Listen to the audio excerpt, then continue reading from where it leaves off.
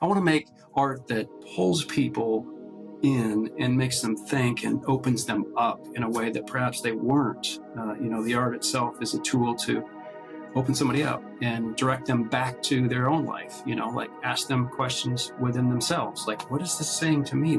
How do I feel about this? Or what does this have to do with me and my life? I'm Brandon Vaidyanathan, and this is Beauty at Work, a podcast about how beauty works in our world and shapes the work that we do. This episode is sponsored by Templeton Religion Trust and the Institute for Advanced Catholic Studies at the University of Southern California. More about them later in the show. Hello and welcome, everyone. I am delighted to welcome my guest today to the podcast, Wayne Brezinka.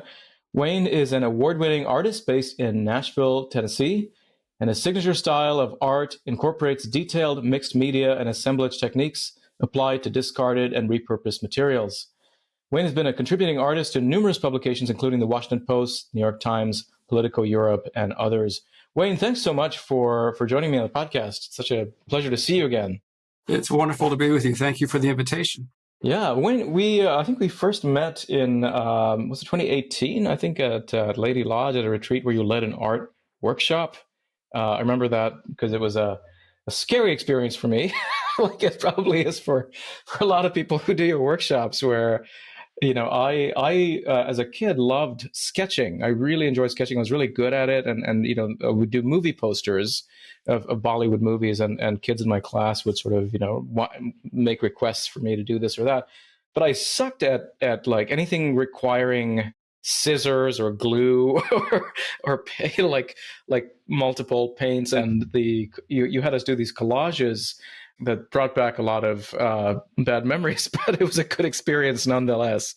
I feel like I don't quite have that kind of coordination that some of my other kids loved. The crafts, that they were really into making things that required more complex skills. But I'm curious to know just your own childhood and the role of art in your childhood. What was that like? Well, first of all, thanks for having me speak with you and your audience. I'm nervous, to be honest. I've been kind of not wanting to be here in a way that I think if I, in my head, shared that with people, they could relate to it. So, but I'm going to just be honest and do my best and share, my heart with you and the listeners. But as a child, I think we're all born artists. We're all, we all come into this world with the creative gift and can create and dance and, do creative things before we can speak. So I really believe that we're all born artists. And so with that in mind, I was drawing and using my crayons at a young age in kindergarten. In fact, there's one story of me not finishing my coloring assignment in time to go to recess, and I was completely fine with that. All of my peers were outside on the field playing, and I was inside finishing my coloring assignment. But yeah, I think as children, we don't really understand.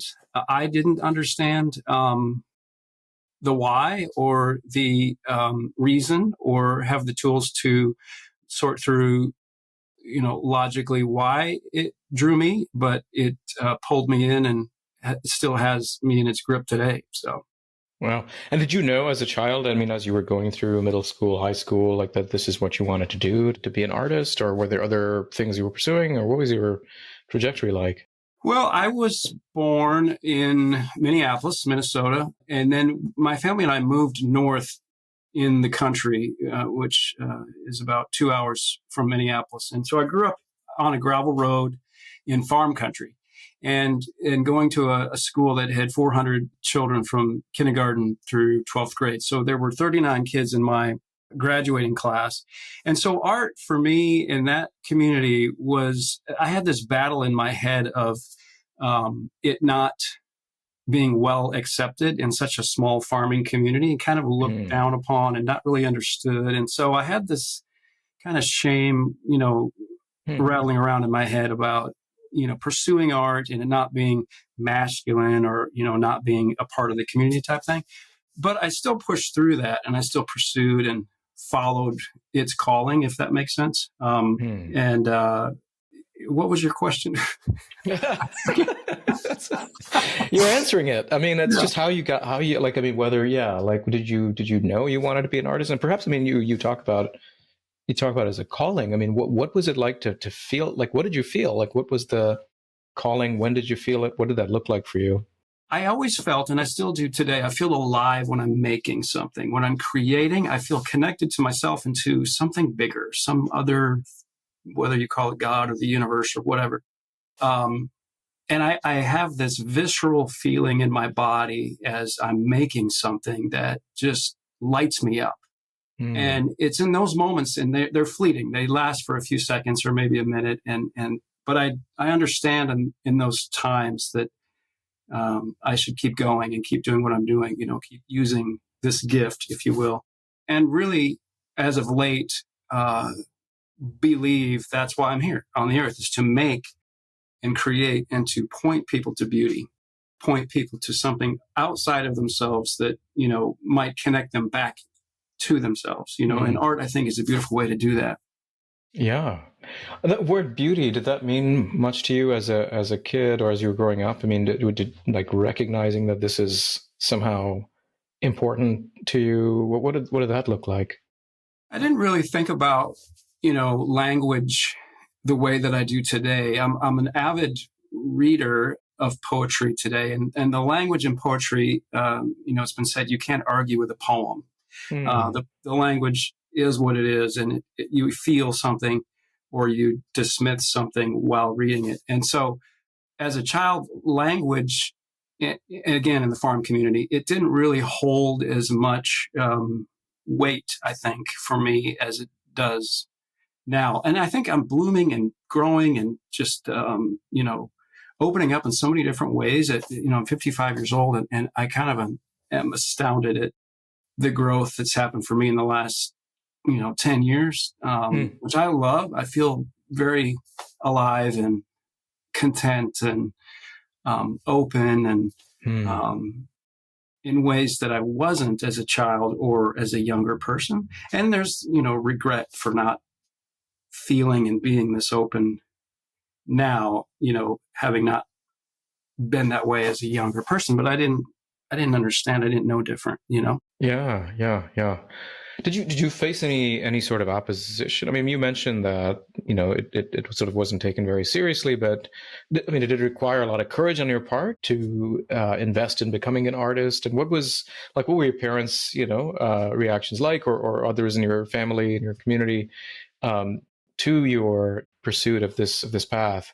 I think it was encouraged. It wasn't discouraged by any means, but I felt, it wasn't voiced by people, but I felt by my peers in school, particularly like a questioning, like this energy from them was what do you, like, they were into football or, track or on the, sporting events or whatever. Um, but my father actually taught me how to draw. Like when I was a younger person, maybe 7, 8, 9 years old, I was drawing a portrait of some particular person. And I remember him sitting down and helping me look at the reference photo that I was using and the drawing that I was making, and kind of showing me how to construct certain features of the face, And so he's got the gift. He's got the creative talent. That's where I get it from, is my father. And my mother's also very creative as well. But so it wasn't necessarily discouraged, but I didn't feel like, it was this like over encouragement of, this is a vocation possibility for you. There was not that, and that came from me just investigating possibilities of how can you make a living at art? Is there a way to do it? Yeah, yeah, yeah. What was that like for you? I mean, how did you go about, I suppose, getting started as an artist? After I graduated from high school, well, first of all, I exhausted all of my art classes in high school by the time I hit ninth grade. So I was not able to take any more art classes past ninth grade. So I absolutely loved it. But when I graduated, I worked for a year, put myself through, saved up money and put myself through a vocational school. So I went to a 2-year, 18-month program for graphic design.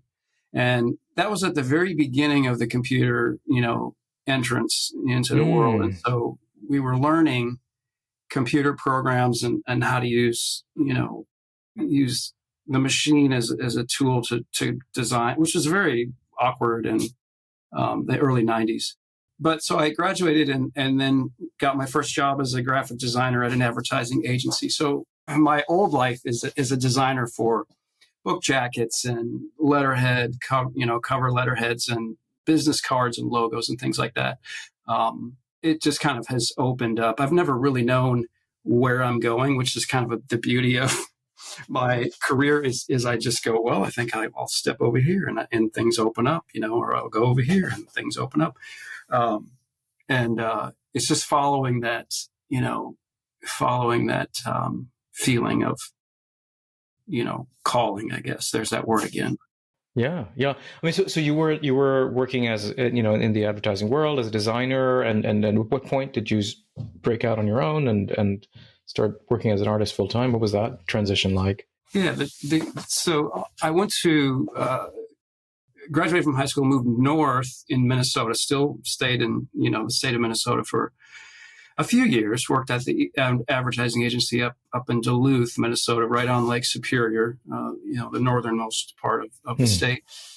I've been fired a few times in my life, and so that was one of them. I was very social, like a butterfly, bouncing around from everybody's office, like with my coffee, wanting to know how their weekend was and what they were doing, and that didn't go over very well because I wasn't working to their the way they felt I should be producing. But so I moved back home to my parents, and I had this desire to move to Nashville because that's where the music hub was at the time. It still is, but I love music. I've always been passionate about it. And do you play as well? I don't play. I played in high school, the drums, the clarinet, in high school band, but I don't, play in terms of or sing. But so I visited Nashville a few times with the intent of discovering or hoping to land a job at a record label to do record album packaging in the early 90s. And after my third visit here, I thought, well, the only way to actually find out is to make the move and see if I can, make it happen. And I packed up my blue Oldsmobile. I call it my grocery getter in 1993, put all of my belongings in it. And it was really difficult for my parents and my family at the time for me to move so far away from them. But, I just took the risk and made the drive and moved in with two people I didn't know. They were, my world opened up, from this small little farming community into a large city, which was kind of a scary as hell for me, but a little kick in the pants to kind of like just, see the world in a new way, Yeah. I wasn't here for about 3 months and landed my first job at another advertising agency, doing book jackets and logos and, design for banks and things like this. And I was appreciative. I enjoyed it, but it didn't light me up. I still had the desire to do album packaging. And at that time, I met my wife at a church here in Nashville, and we were at some function. And when you're talking to somebody, I think I maybe mentioned this to you before, in a room full of people, where you're looking at that person that's in front of you, but you're actually listening to the conversation behind you, but you're nodding and going, yeah, to that person, but you're really connected back here. Well, the woman that was behind my ear was the creative director for one of the record labels that I wanted to work for. And I overheard her say that they had a position available to, they were looking for somebody to hire. And I kind of flipped out, and the next week, I think she called me and said, would you like to interview for this position? We had become friends, her and her husband, and Stacy and I, my wife, Stacy, we were hanging out for dinner and enjoying each other's company. And I said to her, there's only under one condition. I said, and that is if I'm the right person for the job. Don't hire me because, we're friends or that you know me. I said, I want to be qualified for the position. And so thus began the interview process. And I got the job. And it was probably the funnest, we played practical jokes on each other. Our little creative, office was shut off from the rest of the corporate record label. And so we would pull pranks on each other and just have the best time. And So this is all going somewhere to your question, but Sure. I was there for about 4 years, and one Friday afternoon, I get a knock on my door. I had a real swanky office. I had big picture window, furniture. I mean, it was super nice. And my door was shut this Friday afternoon, and so I get a knock on the door, and it's my boss. And she says, "Do you have a minute?" And I said, "Sure." So I get up and walk out, and in the entryway of the creative services department were my colleagues, and they were all kind of congregating at the reception desk, which on a Friday, that's what pretty much everybody did because they were ready to go home. It was about 4:30 in the afternoon. And her door opened in, and she had already walked in, and she said, "Do you mind shutting the door?" And so I walk in, my heart's beating. I'm like, what is this going on? And as I shut the door, behind her door was a table, and at that table was her boss. And she says, "Have a seat." And I said, "Oh man, what's happening?" So they proceeded to fire me.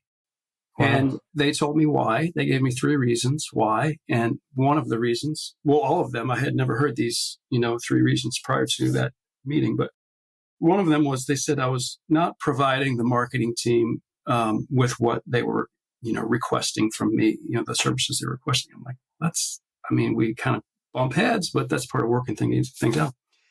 And she said, "We need you to take your furniture, to pack everything up and leave today." And I said, "There's no way. I have too much stuff. I can't, fill my little Toyota Corolla car with all my stuff." Right. And I come back, on a Saturday. And she said, she looked at her boss and she said, "Yeah, we can work that out." So she met me there with her husband. And then I brought a friend of mine with me to pack up all of my stuff on Saturday.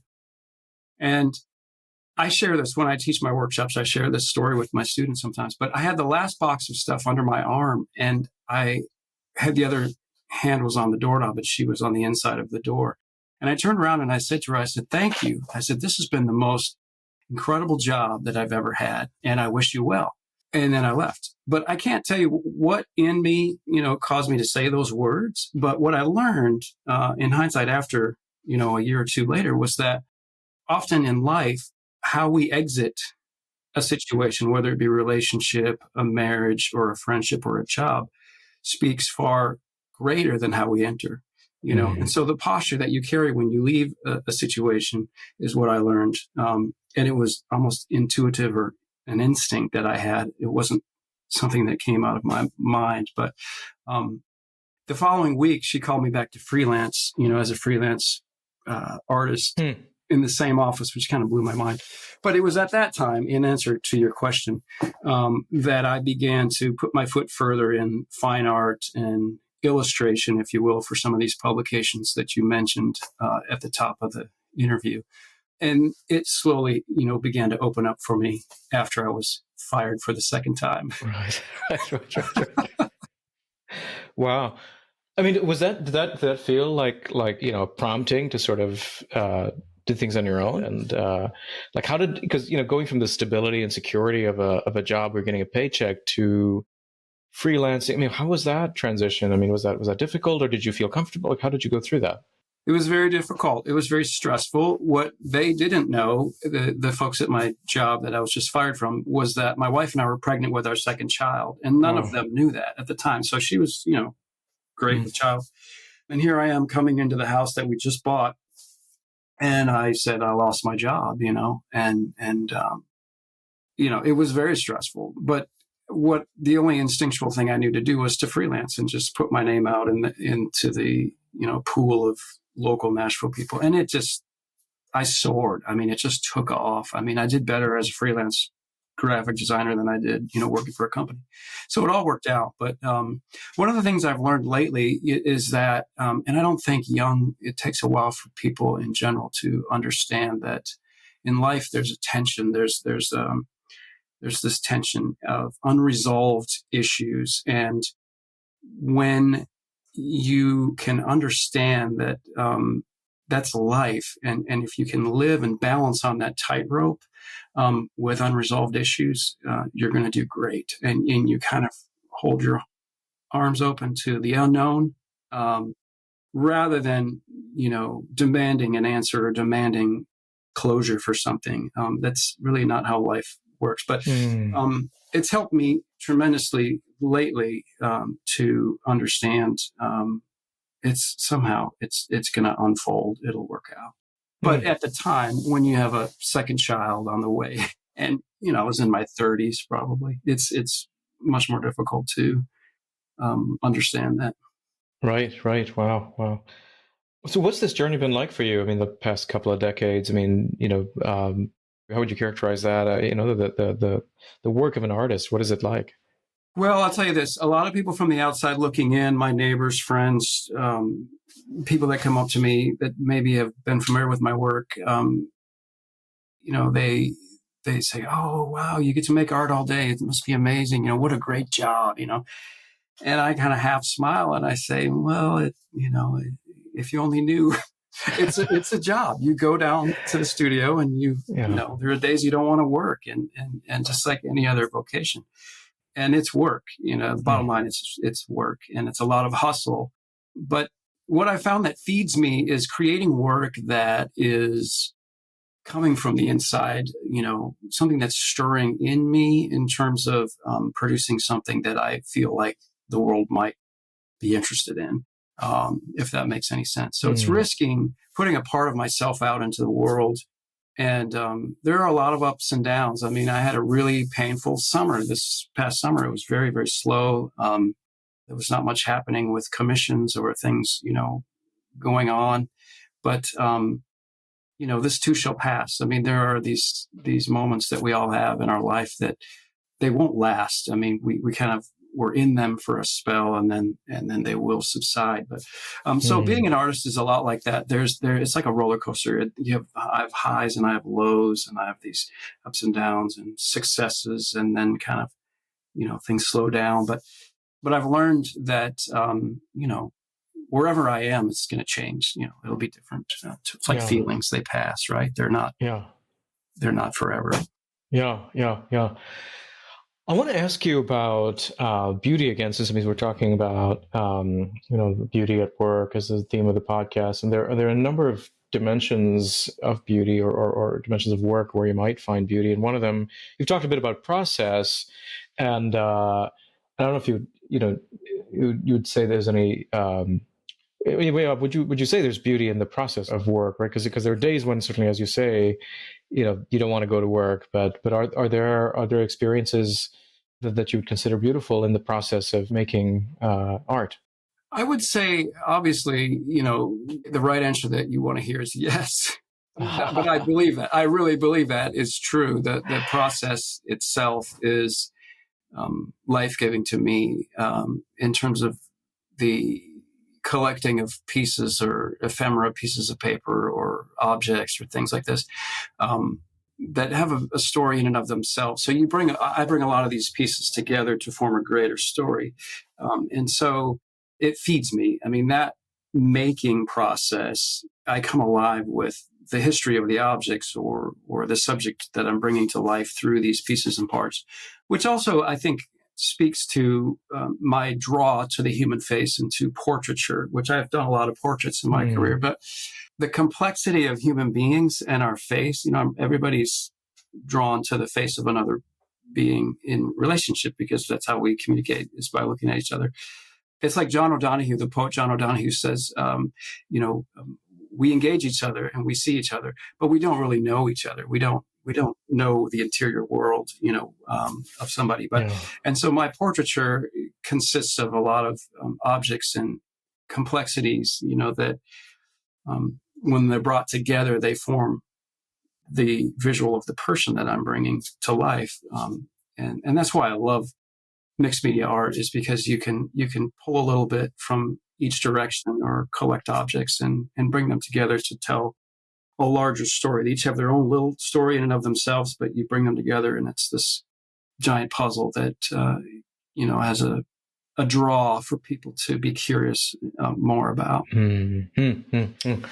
Yeah, talk about the products, right? So talk about the work you produce and how you've developed. What you have is, I think, really unique style. How did that come about, and how would you characterize your art? Like, or how do perhaps maybe how do people describe Wayne Brezinka's art, and then to what extent do you agree with those descriptions? Well, I tell you this, it's very dimensional. There's a lot of depth to my work in person. It's very difficult to communicate that on digital platforms, on the computer, on online, on my website. Often people will see it, they'll be attracted to it, they'll like it, and then they'll come to a show and say, "Oh my gosh, I had no idea your work was 3D." And I go, "Well, how could that be?" Because I'm trying my best to communicate that it's got shadow and depth. And Yeah. it's you mentioned the word signature, which my associate Laura actually wrote that in the bio.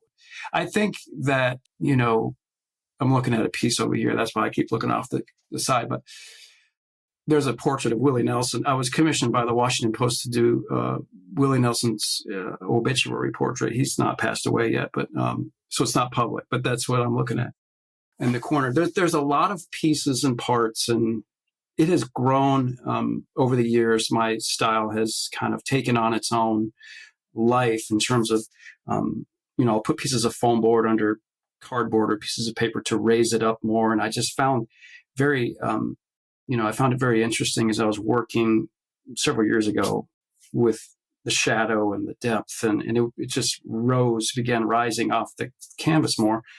And it wasn't planned. It wasn't thought through. It just kind of morphed into this style. But and I teach when I lead workshops. I teach my students about it. And I have a friend who's the CEO of a restaurant here in Nashville, and very successful at what he does. And I was afraid to begin teaching several years ago and share my secrets, if you will, on how I make my work. And he said, "Wayne, you have to remember that people aren't going to steal from you. They're not going to be able to do what you do. And the more that you widen your circle, the more you share, the more your circle widens. So the more you're like this and you're fearful about sharing how you do what you do, or, in your case, expanding on beauty and the topic of beauty. And the more you open up, the greater your circle becomes. And so I share very freely about how I create and the techniques I use for the hair on people, or the depth of using foam board and things like that. But yeah, I mean, it's just kind of taking on its own life. Yeah. So it has to be seen in person to really to get a sense of the depth and the dimensionality of what you're creating, right? Yeah, I'll show you. I mean, if I can hold this piece up to the camera, let me grab one real quick. I think you can. Can you see the depth of the foam board underneath here?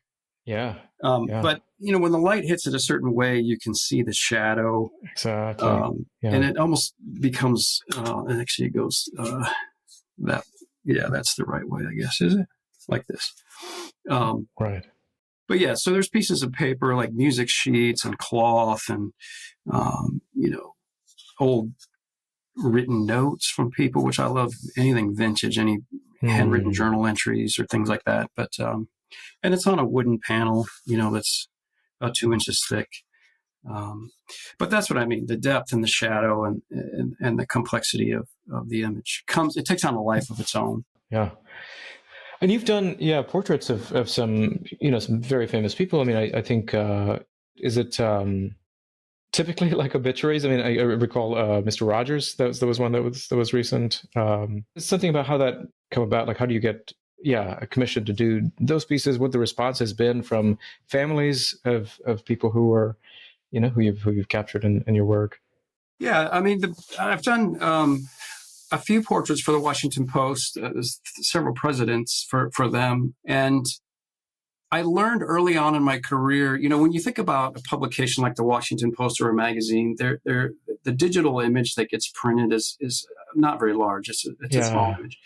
But I learned early on that if I am commissioned to make these works, why not make them larger, like museum size, in hopes that they might, be picked up by a museum or some, public place that might want to acquire them. And so I started to build them, much larger. And the Washington Post commission of President Obama was for the first part of his book, like part one of A Promised Land. So it was in support. The image was printed on the cover of the Outlook section in support of of his book that came out a few years ago. And once that published, the museum, the Obama Foundation contacted me. So there's interest. Like people see it, it's published, and they begin to have interest in the images. The Mr. Rogers piece that you referenced was self-inspired, actually. I was in the movie theater with my wife watching the documentary that came out, several years ago, Won't You Be My Neighbor, in tears, just like, oh my gosh, I get inspired by other people, other individuals. And sometimes it draws me to create and bring them to life in portrait form. George Floyd, the murder of George Floyd several years ago, I was so moved by, to tears. I just brought his, portrait to life as well. But the Mr. Rogers portrait, I contacted the company up in Pittsburgh. I didn't even know if there was a Mr. Rogers company existing, in 2021 or 2022, whenever I did that portrait. And so I got online and just Googled, and Fred Rogers Production Company is still, obviously still around. And so thus began the conversation with the Mr. Rogers neighborhood. And they were very open and said that, Wayne, you can't just create this without our permission. You need permission from, they're very protective of his likeness. And so we began a dialogue back and forth. And then I have an attorney friend that, drew up a contract, and that both the attorneys started talking to each other. And they gave me permission to bring that to life with the understanding that, I would find a place to exhibit it. Well, it ended up in 5 different locations around the country and took on its own life. But it was very fun to do. Mrs. Rogers got involved. She called me, at my studio as I was finishing it up one day. And I had no idea who it was a call from Pittsburgh. And she goes, Wayne, this is Mrs. Rogers. And I said, what? And she says, I can't wait to see your portrait of Fred, and we chatted for a few minutes. It was a lovely conversation. And she said at the onset, I'm going through Fred's things and I found a few of his bow ties. Would you like me to send them to you? Wow. And I said, yes. I said, that would be beautiful, and we finished our conversation. And right before we hung up, I asked her a question. I said, Mrs. Rogers, I would love to honor you, in this work. And is there anything in particular that you can think of that might be, whether it's an object or something that you might consider offering of your own? And she paused for a minute and she said, well, there is one thing. And I said, well, what's that? And she goes, it's a photograph of Fred and I taken shortly before he died. She said, it's my favorite photograph of us together. I'll send that to you. And so in the package, she put this picture, and you can see it. I'll send you an image of it. But he's got, and she has the brightest, most engaging smiles, on their face, and they're standing next to each other. But yeah, and then she traveled to Washington, D.C. to Ann and David Brooks hosted, an unveiling of the portrait at their home, and she was there. She came and saw it for the first time. It was just, moments like that, Brandon, that just things just start opening up, and, the art is part of it, but it's the life of the people around it. I think that's much more, life-giving, I think, than just looking at the art itself. But yeah. The way in which art, I guess, connects you and opens you up to people, right, is also part of the process, it seems. Talk about beauty, and as much as it is an object of what you're trying to create. To what extent are you trying to create beauty, or if not beauty, what is it that you're trying to do, right? Because I imagine in some works, beauty is not the object, and that's not the goal. Could you talk about those differences? When are you trying to create something that you would consider beautiful, and that's the goal, and when are you trying to create something else, and what are you trying to pursue there?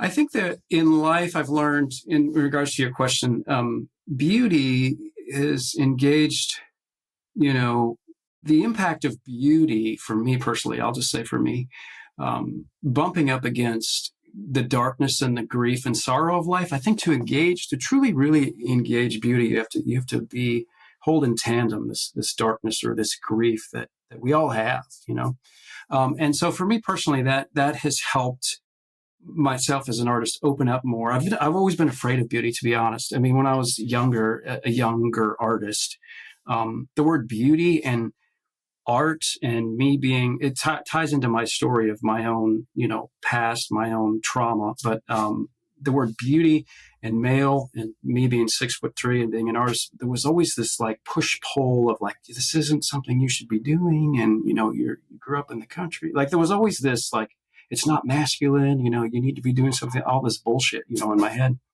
So over the years, I've engaged that on a deeper level through, poetry, through journaling, through, being with my friends, dialogue and conversation. And I've opened up, almost like these poppies, like just like opened up. My life has opened up in a way that I truly am appreciative and grateful for in terms of your question.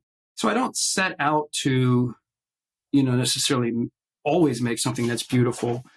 But the intention of my work is to, I guess the opposite of that would be, not just make pretty things. I want to make art that pulls people in and makes them think and opens them up in a way that perhaps they weren't. The art itself is a tool to open somebody up and direct them back to their own life, like ask them questions within themselves. Like, what is this saying to me?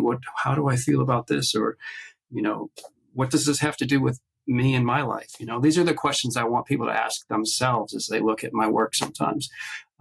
Or if it's a subject or a portrait of a particular person, like, well, what does he or she have to do with me? So I think the beauty is in that. The beauty is the question. The beauty is the curiosity. The beauty is the unknown and the mystery. Those are other, words and ways of being that I've grown to love is mystery and imagination and just the unknown. As humans, we want to solve, we want answers, we want to know the why. And I think the beauty in life is the unknown and the mystery and the openness, right? And that's in the art too, Mm-hmm.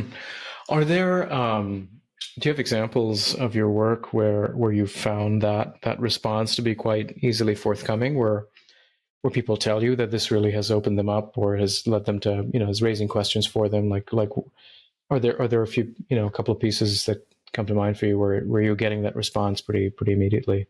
Yes. There's a couple different, one actually was a piece that I created when you invited me to Washington earlier this year. It was, I think I actually called the piece "Flourish," but I had this dream, prior to making this work. So I wanted something personal to bring, to speak about.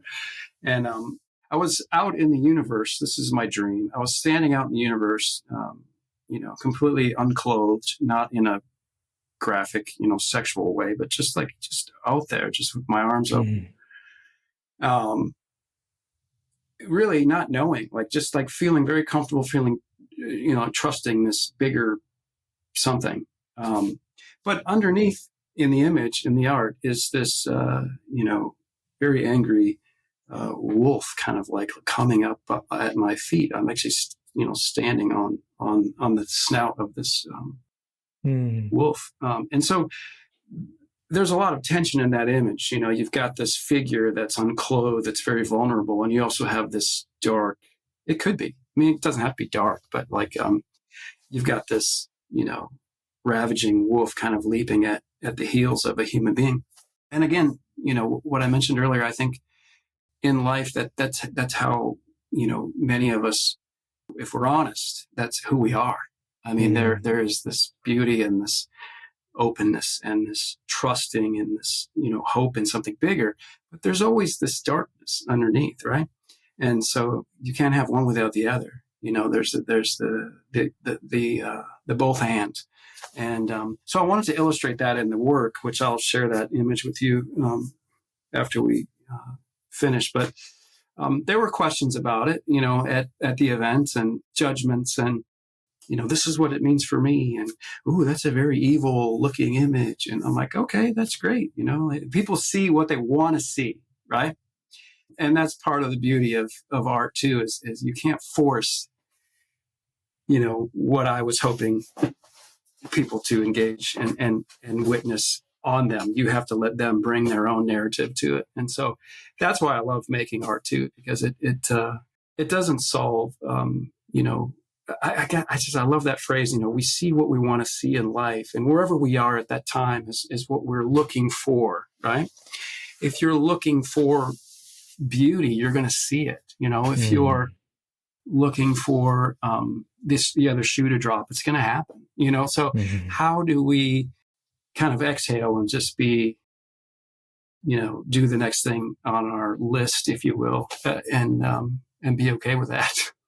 I mean, I don't know. I'm rambling now, but but yeah, no, I see what you mean. Yeah, no, it was a very striking piece, and I'm really glad that you brought that along, because it was, yeah, I think it was a great catalyst for a lot of reflection, a lot of discussion, and I, I recall, feeling that tension between a kind of yearning for the infinite and this sort of part of us that threatens to devour that. And so I mean, that was my kind of reaction to it, right? That we, on the one hand, are sort of really drawn to infinity, and on the other hand, there's sort of the wolf within that wants to devour everything, and so. But yeah, you said there was another one that came to mind.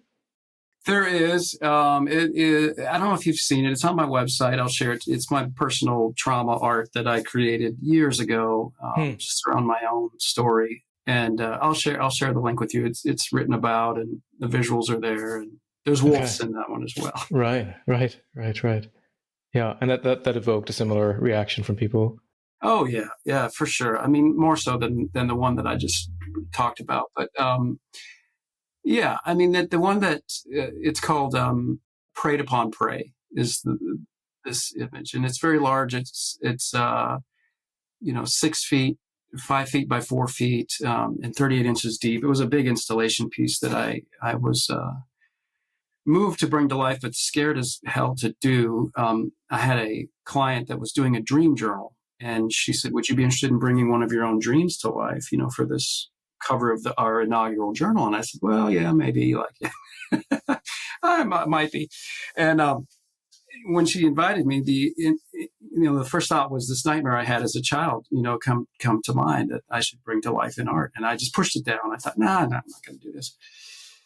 We continued our dialogue on email, and through some conversations with some friends of mine, here in Nashville, musician friends, artistic friends, I said, I'm thinking about this, but I'm scared to bring it to life and let people see it, and they said, well, you need to, you must, I showed them the sketches, and they go, you got to do this, and so not only did I bring it to life, but I mean, I made it this huge, massive, installation piece, and not knowing really, I was kind of pissy about it. And I thought, why am I doing this? It doesn't matter. It doesn't matter. Who cares? Like, no one cares.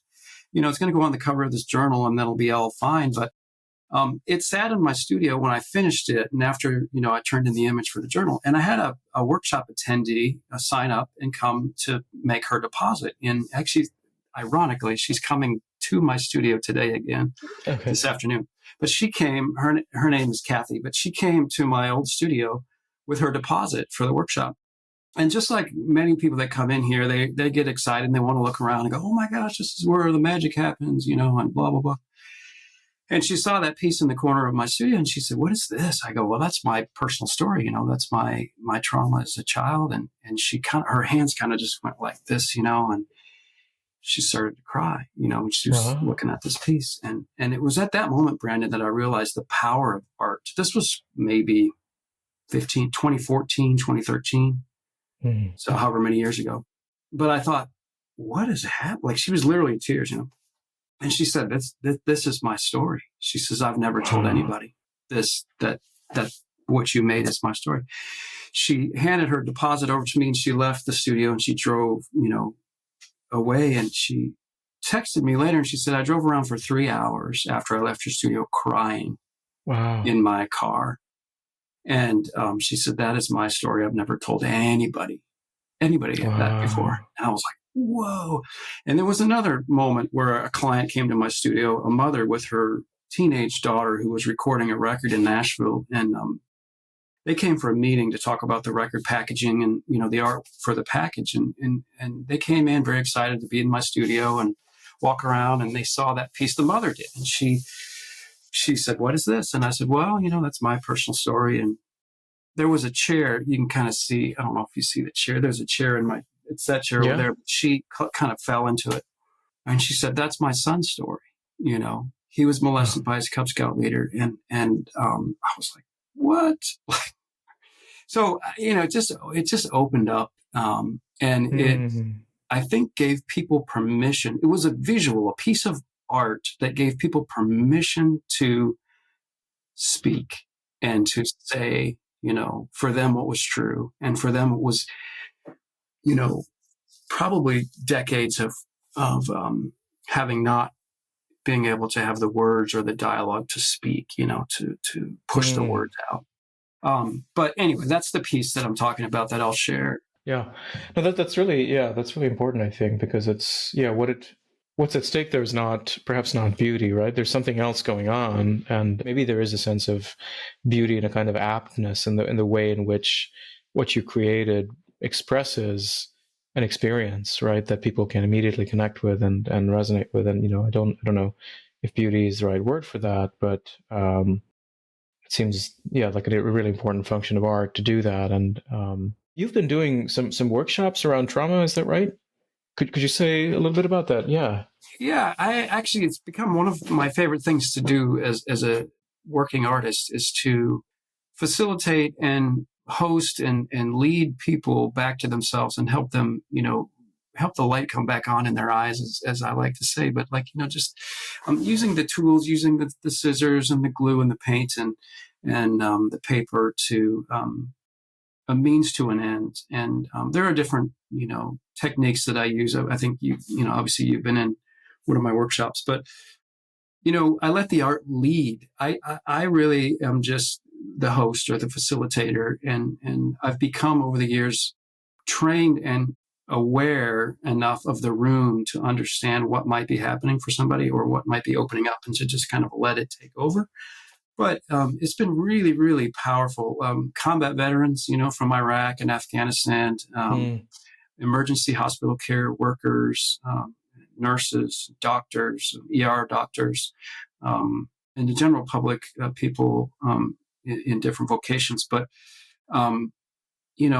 art is a tool. It's not the only tool, but I think it's a really powerful medium to help an individual say something visually that maybe they don't have the words to speak out. So I absolutely love it. So I'm hoping it will open up more, opportunities for me to lead around the country. But yeah, could you say like what people experience there at this workshop? Like, what is doing art, particularly like using the techniques that you're leading them through, or how does that help them process trauma, or what is the goal there?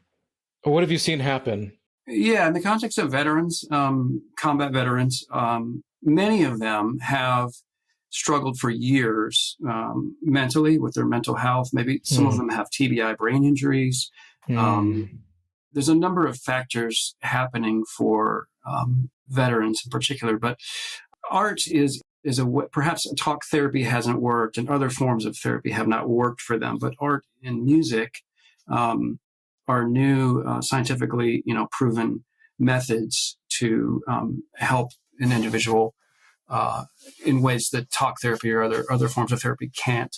And so I've been fortunate to be invited into these nonprofits and groups of individuals who lead veterans through using the arts as a way to healing. And the only way that veterans will trust me is if I'm honest about my own story, if I'm vulnerable about my own trauma. I'm not a veteran myself. I've never been to war. So the room changes when I get honest and I talk openly about my past. I can, physically see the room change and the air let out of their lungs, and they feel safe in a way perhaps that they didn't before. Like they're kind of sizing me up. Like, what's this guy going to give us that we don't really know? But it's in that invitation and that gentle movement that I invite them to participate in certain exercises to, get them out of their head and close their eyes and come back here, and it's just incredible to watch what happens for them, individuals. And afterwards, many of them have sent me, they've got 3 or 4 pieces around here, but they'll send me pieces of art, kind of get emotional thinking about it, but they so grateful that somebody took the time, to see them and to, they'll text me, they'll send me poems, and they're alive. Many of them are suicidal, had been, before. So that is what I love. It's like how I'm able to use the gift that I have, of art and making art, and not only solo in my studio, isolated down here, but taking it out, into groups and other people that can benefit them. And that's what I love, to help another. Yeah, what is happening to them in that process, right? I mean, because I imagine a lot of people might be unfamiliar with the material or with the techniques, or maybe even, I think as I remember the first time trying, like playing with glue and when with these material, like feeling, oh no, I'm going to totally screw this up. It's going to be a big mess. Like, so how is that process healing? Like what happens in the course of them sort of giving themselves to that process? Well, I think I've learned it has to be set up in a way that is disarming, right? Like there are many people who have had bad experiences as children with their art teachers or making art as children. And so going into a group of individuals, understanding that and actually giving them a place to voice that first, right, changes the room. And also, mentioning to them that I'm not necessarily interested in what you make. I think it's important what the outcome of your art is, but that it's not a piece that's going to be critiqued and judged on form and color and composition and all of that, in terms of the education aspect of art. But I'm more interested in what's happening for them as they're cutting and as they're making and as they're connecting to the image that they want to bring to life, or the the thought that they have wrestled with, that they don't have words to articulate, but they want to bring it out in a visual form, So I'm there to help them as a guide bring this to life, And often those that are uneducated in art make the most incredible pieces of art that I've ever seen, as opposed to somebody who has an education and is academically trained, in the arts or in any form. But there's an individual I've been reading a couple of years ago, Melodoma Somé. I don't know if you're familiar with his work, but he is from Africa and does a lot of soul initiation work and was academically trained in London, I think, in school, and would go back and visit his family in Africa. And they didn't. They kind of opposed the education aspect of things because it put walls around the soul, and the soul is very free. It's like a wild animal, and you can hope to see it and you can hope to engage it and bump into it, but if you move too fast and too quick, you're going to scare it away. So, but anyway, I forget where I'm off on that. But art making and the not knowing is a gift in the context of a workshop, because the outcome is just incredible. Yeah. Wow. Fantastic. What is perhaps some advice you might have for people who are struggling with appreciating art or making art? Are there any tips you might have, any advice you might have for how people could better engage with that? Just do it. We can talk ourselves out of so many different things, Brandon, and you just have to put one foot in front of the other and move into the fear. They say your work, whatever you're afraid of, that's your work. So if you're afraid of making art, if you're afraid of speaking engagements, if you're afraid of, going out and dating somebody, or, do it, like move into it and push into it. And so it's not going to be perfect. It's not going to be right. It's not going to be right. It's not the right word, but it's not, it may not be how you hope it will be. But the fact is you're doing it. You're actually stepping into this energy, right? And experimenting with that desire and that passion. And there's a term in recovery that many people use, and it's act as if, you step into this, even though you don't know how to do it, but you act as if, and then the acting as if becomes a known, way of being. And so I think that's true in art too. It's like I'm not a trained visual mixed media artist. I've just kind of discovered and learned on my own. And in some ways, I think that is more attractive than being academically trained in visual form, and not always, but like, there is meaning in university training. Don't get me wrong, but like, yeah, I mean, the not knowing for me is proven to be beneficial and work. So I don't, Yeah. What's on the horizon for you? I mean, where are you, seeing yourself in the next few years? Are there things that you're really drawn to, or what would be, maybe would be a beautiful way to live out your vocation as an artist in the next few years?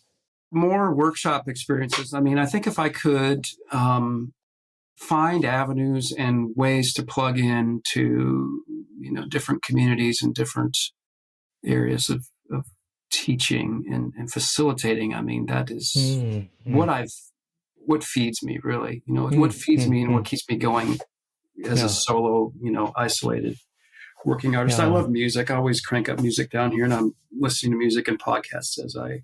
Speaking of podcasts, I don't know. I mean, you're a big podcast guy, but my greatest discovery is a guy named Craig Ferguson. He's a comedian. I don't know if you know Craig Ferguson. Sure. He had a big he has late a night show, and Joy. Are you familiar with it? No, Yeah. Wow.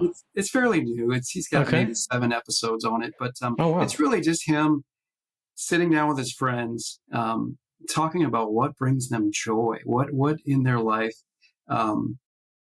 keeps them going. And it's some of the most honest conversation, just sitting around one of his friends is a chef. So the chef friend makes a meal and they talk over this meal, and it's like, wow, hour and a half of conversation. But I'll listen to podcasts and music but being in the context of groups of people, I'm a very social person. I love other humans, but I mean, that's what I hope happens more this.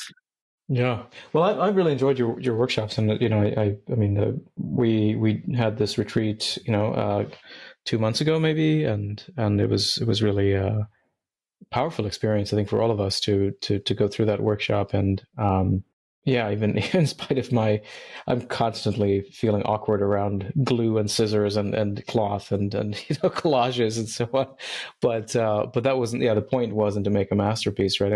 I think I really appreciated the way in which we ended up developing these collaborative pieces and then discussing and interpreting them. And I think that was really quite an insightful experience for everybody. So you really are, I think, I would say, masterful at facilitating that kind of process. And suppose you never know what you're going to get, in a group of strangers coming together. And it's a beautiful ending, though, isn't it? I mean, by collaborating on these pieces, and then in the rotating exercise, coming back to your home place where you started, to look at the piece that other individuals have touched and put their take on, has proven to be a very powerful exercise for me to witness, but also for the people engaging, and it pushes a discomfort button in many people, which is what I'm after. People don't like to leave the work that they started, and give it over to somebody else. I have to give somebody else, hands this. But that's part of the exercise, and that's what I think makes it beautiful, is this community aspect of, and respect. There was a lot of respect in, the positioning of certain items in these art pieces, and perhaps the not knowing of why, an image or an object is placed where it is, but the respect for leaving it there because it worked and it came together, for a purpose and a reason. But and then in the end, having the dialogue with the group about where the individual started with the art piece and what their vision was and what other people brought to it, it all made sense. It all came together, and it happens that way every time. It's a powerful, experience. Yeah. Fantastic. Great. Wayne, where can we direct our listeners and viewers to so they can learn more about your work? You can go to my website. It's my first and last name, WayneBrezinka.com. And there are many different images and pieces of work and, links to different, videos and things like that, show information. But yeah. Awesome. Wayne, I've really enjoyed this. It's always a pleasure talking to you. Any final thoughts on this theme of beauty at work that you want to leave us with? Well, I'm delighted to be with you, and I was very nervous. I've told you this before, but I thought, gosh, what do I have to bring to the table? I really don't, measure up to Brandon and his crew of people. And I was coming downstairs in my studio early this morning at 6:30, thinking about this interview, kind of dreading it, like, oh my God, I got this interview this morning. And I had my coffee in my hand. And then the question that came up in me was, what is this resistance, Wayne? Why? It's not Brandon. It's not his invitation. It's in yourself. Like, what do you think you don't have to bring or offer to the world, And then I thought, yeah, I got stuff to offer. So here we are. Amazing. Yeah. That's true. Yeah, and you do. And I'm very grateful that you did chicken out, that you're here. Yeah. It's been a lot of fun. Thanks, Wayne. And thank you, Brandon. Yeah, hope to see you soon. Good to be with you. Hey everyone, thanks for watching. If you liked that video, please hit that thumbs up button and share it with your friends. Also, please take a second to hit the subscribe button because it really helps us out. Thanks.